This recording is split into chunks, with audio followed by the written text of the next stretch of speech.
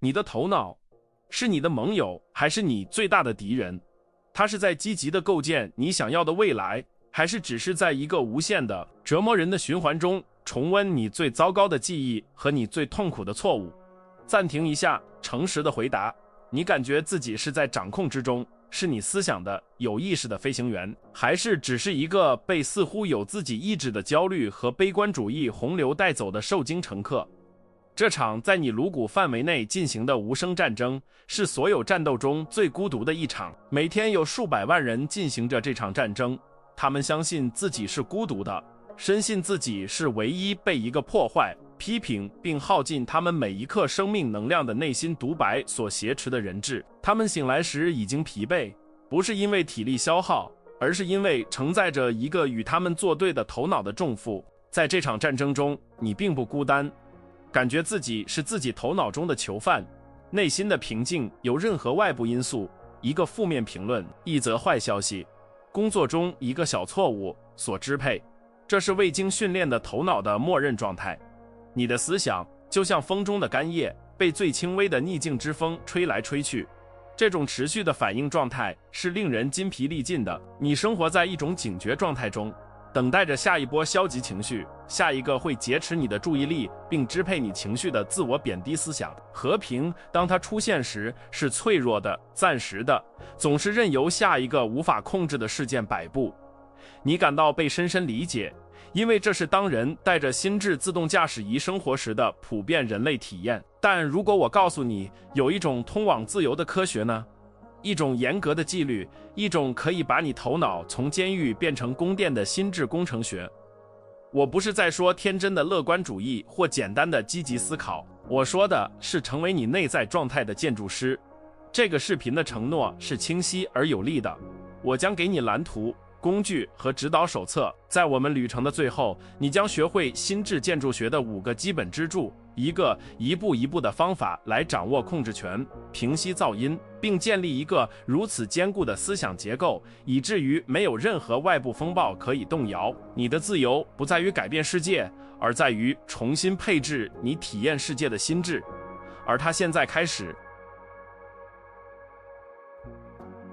解决这种内部暴政的方法不是一个模糊的愿望或被动的希望，它是一种技术，一种我们称之为认知导向的实用且可训练的技能。不要把它想成是一种抽象的哲学，而是一种为你头脑准备的武术。就像一个斗士训练以精确和力量来导向他的打击一样，你将学会以意图和纪律来导向你的焦点。这是成为你内在景象的至高无上的主人的艺术。主动决定你要将你宝贵的精力投入到哪些思想和叙述中，以及你将有意识地通过纯粹的注意力剥夺，让哪些思想饿死。你将不再是随机思想的受害者，而将成为你心智花园的严格策展人。这不是一场对抗消极情绪的蛮力之战，这是一场战略情报的战役。让我们立即放弃积极思考这个软弱且被误解的术语，它暗示着一种天真，一种对现实的否认。这在追求真正内在力量的过程中没有立足之地，取而代之，让我们采用一个更强大的概念——心智建筑学。成为一个心智的建筑师，并不意味着忽视裂缝、结构缺陷或即将来临的风暴。相反，它意味着了解你心智领域的每一寸土地，理解它的弱点，然后刻意的设计和建造一个内在的堡垒。这不是为了希望阳光普照，这是为了建造一个如此有弹性、设计如此精良的结构，无论晴天还是5级风暴，它都能屹立不倒。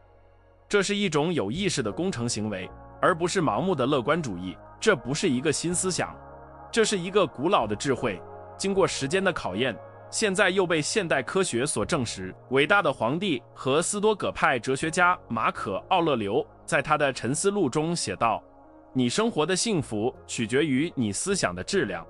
他明白，我们的个人宇宙不是由事件塑造的，而是由我们对事件的解释塑造的。今天，神经科学给了我们这个过程一个名字——神经可塑性。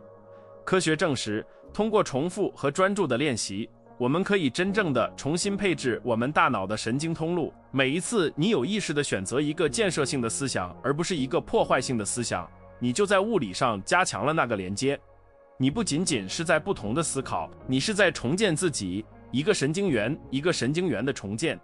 斯多葛派是最初的心智工程师，现在我们有了他们方法的科学证明。在我们为这个新建筑放下第一块砖之前，我们需要一个承诺，一个向自己发出信号的行为，表明这不仅仅是又一个过眼云烟的信息。我希望你暂停片刻，加入我们建筑师们，点赞来为这个建设空间注入能量，并订阅频道，这样你就不会错过任何未来的工具。更重要的是，到评论区去声明你的存在，评论我在这里，准备好了，后面跟着你开始这段旅程的城市或国家。这不是给我的评论，这是你作为建筑师的第一个行动，这是你与自己签订的合同，是公开声明。从今天起，你将为你内在堡垒的建设承担责任，现在就做。心智建筑学的第一个支柱是审计。你的第一个任务不是改变，不是修复，不是评判，它只是观察。你必须成为你自己头脑的公正的科学家，一个静静地坐在你思想河流岸边的观察者，只是看着水流。拿一个笔记本或打开一个笔记应用，在一天的时间里记下出现的思想，特别是那些重复的、充满情感的思想。这样做时不要批评，就好像你正在一个未知的花园里对植物物种进行分类。啊，我不够好的想法又来了，有趣，一切都会出错的想法在那通电话后出现了。这种将思想外化的行为将它与你分离开来。你不是那个思想，你是感知到它的意识。这里的内心冲突是巨大的，因为我们的自然倾向是融合。我们相信我们就是我们的思想。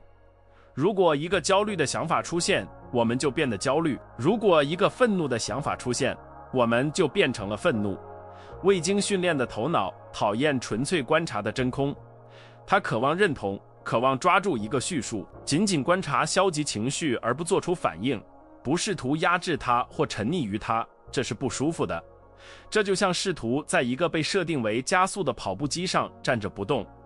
你的大脑会说这是无用的，你需要做些什么。审计需要一种彻底的耐心，一种愿意面对内在混乱而不眨眼、抵抗、逃跑或对抗你自己投射的阴影的原始冲动。要理解审计，想象你的头脑是一个被遗弃了多年的花园，在你能够种植任何新东西之前，你不会开着拖拉机进去随机清除一切。首先，你走过这片土地，你观察，你识别哪些是本地的强壮的植物，哪些是药用的，哪些是有毒的杂草。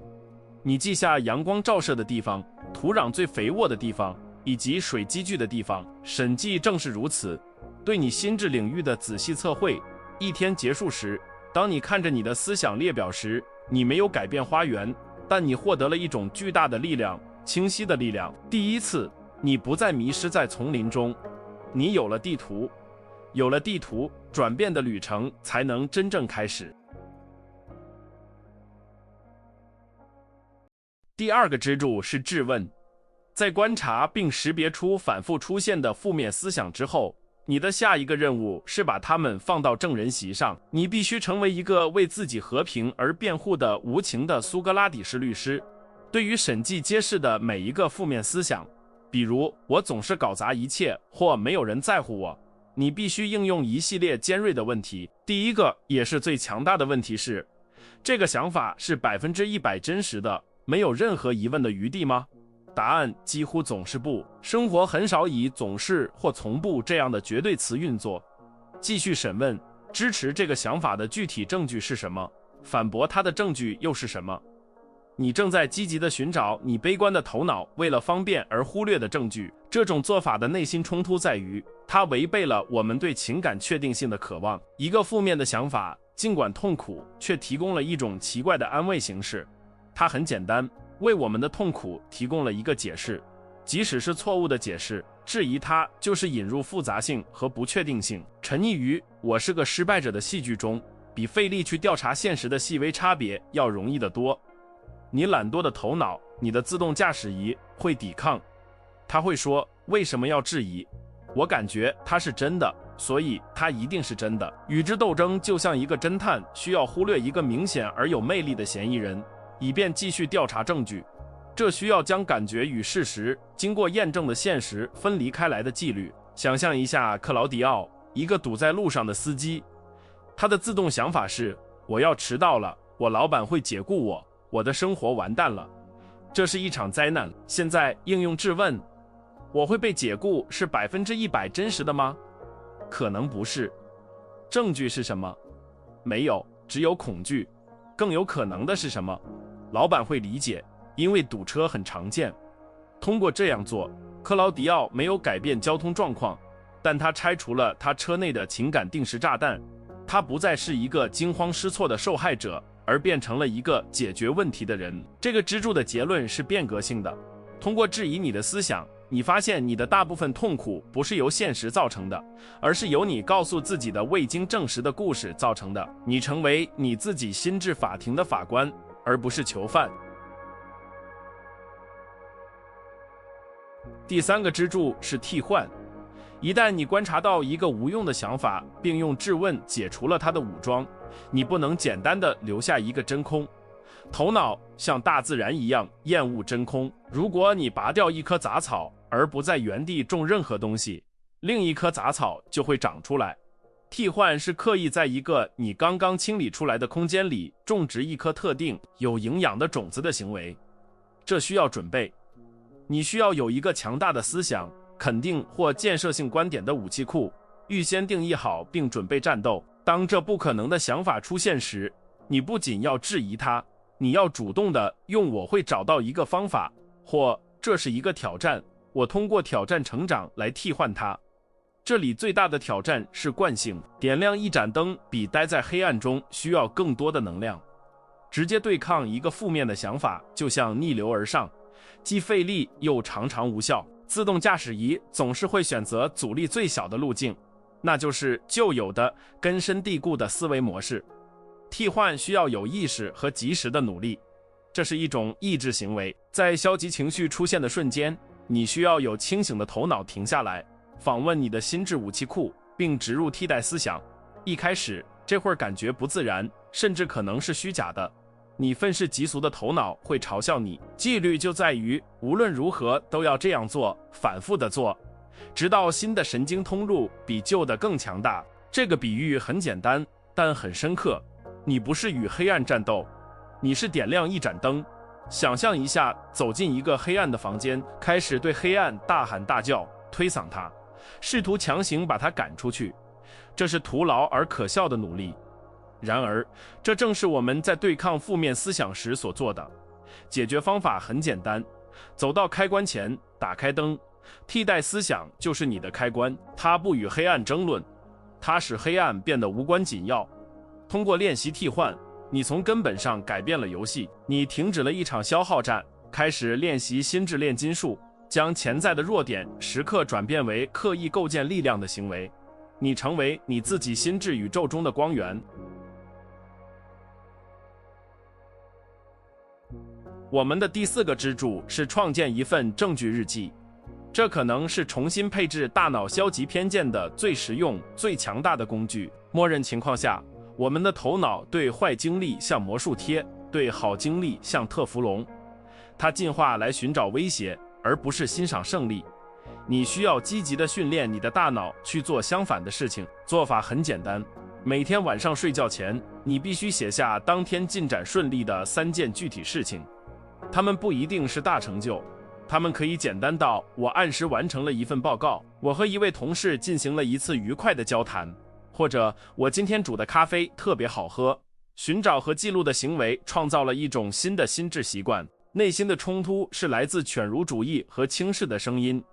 你的头脑会说，这太傻了，这改变不了我真正的问题。他会试图贬低小的胜利，说他们不重要。困难在于，在一个似乎只庆祝巨大飞跃的世界里，要重视微小的进步。这需要谦卑地认识到，建立一个强大的心态是由小砖块构成的，日复一日地堆叠起来。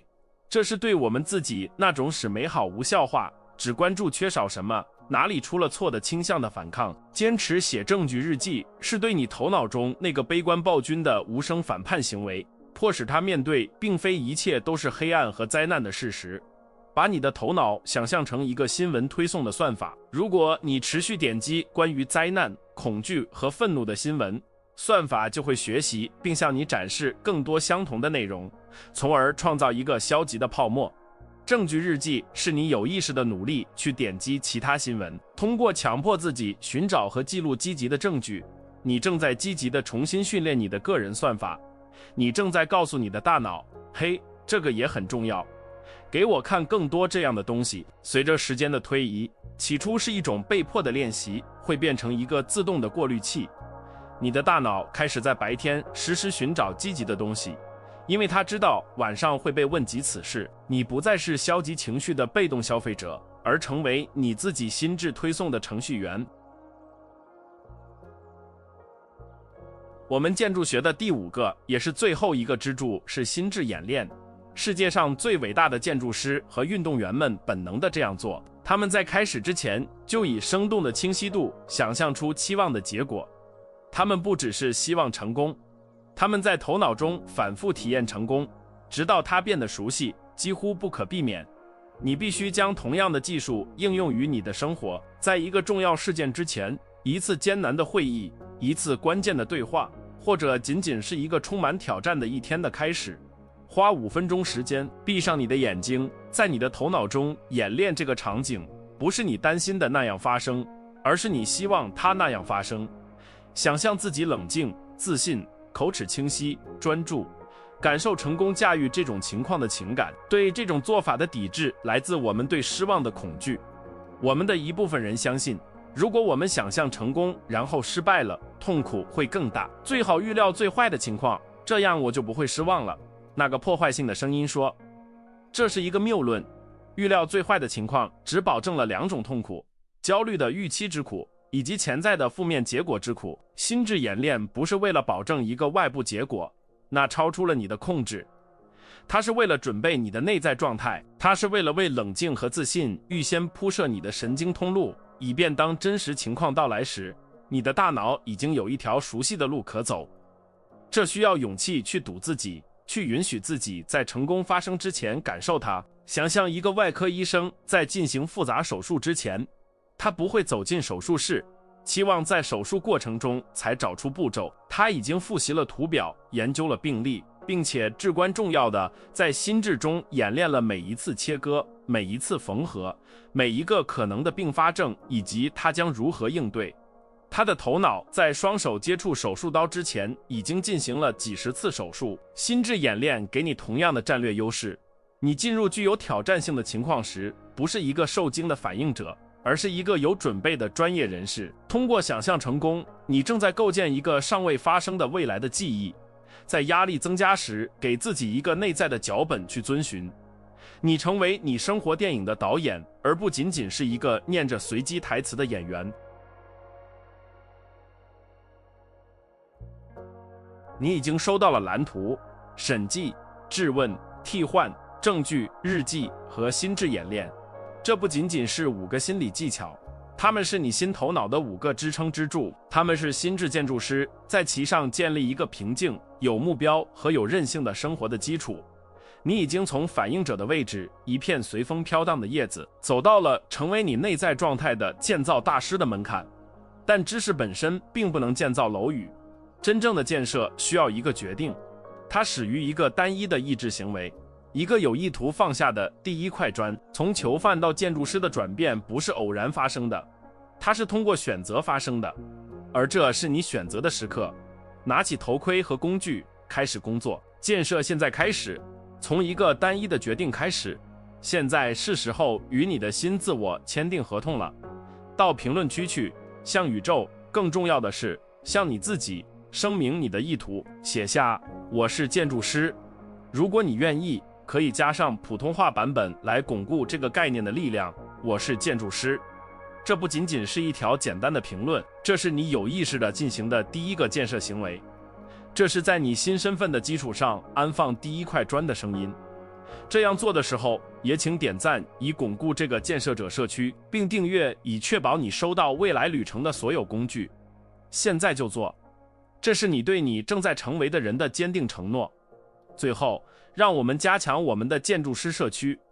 我请求你做最后2件事。首先，在下面评论建设完成，让其他人知道你坚持到了最后，你吸收了整个项目。这创造了一个强大的社会证明，并激励那些在半途中动摇的人。它表明，在这项巨大的自我转变事业中，我们并不孤单。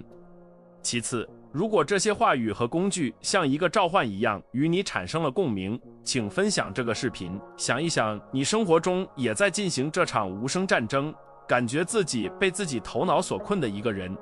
通过分享，你不仅仅是发送一个视频，你是在伸出援手，提供一套可能成为他们自由起点的蓝图和工具，成为那个你可能从未拥有过的向导。